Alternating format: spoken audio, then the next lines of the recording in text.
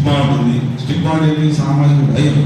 ఒక రకమైన మనకి ఇప్పుడు ఏదైనా తప్పు చేస్తే మనము బయటకు వెళ్ళగలుగుతాము, వెళ్ళలేదు. ఎందుకు? సోషల్ స్టిగ్మా ఉంటుంది. గేమ్ చేస్తారు. నా గురించి వచ్చిన కంట్రీస్లో అర్జెంటీనా, వెనిజులా ఇటువంటి దేశాలలో ఒక్కొక్క చెట్టు తీస్తారు.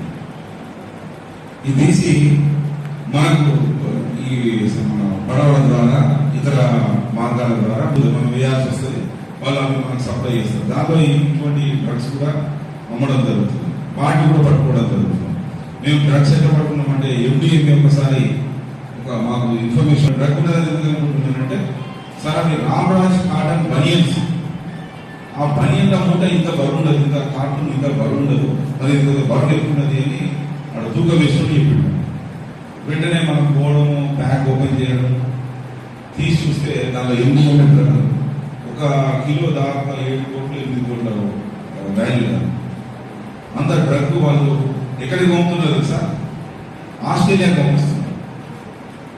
ఎక్కడి నుండి? చెన్నై నుండి హైదరాబాద్ వచ్చి, హైదరాబాద్ నుండి మళ్ళీ కాకినాడ, కాకినాడ నుండి విశాఖపట్నం నుండి ఆస్ట్రేలియాకు కంటైనర్లో పంపడానికి ప్లానింగ్ ఉంటారు. ఎవరైనా మంచిగా అంబానీ స్థాయిలో ఎదిగారనుకోండి, ఈ రిసోర్స్ వల్ల ఎన్ని కుటుంబాలు లాభపడతాయి? దాదాపు 1 లక్ష కుటుంబాలు డైరెక్ట్ గా ఇండైరెక్ట్ గా లాభపడతాయి. అదే మీరు డ్రగ్స్ అలవాటు పడిపోయి హాస్పిటల్ అడ్మిట్ అయితే మీ అమ్మ, నాన్న, మీ అక్క, చెల్లె, తమ్ముడు అందరూ నీ చుట్టూనే తిరుగుతాడు. ఎప్పుడు దాకా ఆ డ్రగ్స్ బానిసే మనం చావడమే కావాలి, లేకపోతే మంచిగా రావాలి. మంచిగా రావడం అనేది చాలా కష్టమైన పని.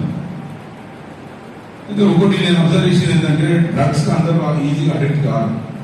ఆ సైకాలజీ మనలో ఒకటి ఉంటేనే అడిక్ట్ అయిపోయింది. మనలో కూడా ఒక దుర్బలమైన సైకాలజీ ఉంటుంది, బలహీనమైన మనసు మనకు ఉంటేనే మనం అడిక్ట్ అయితే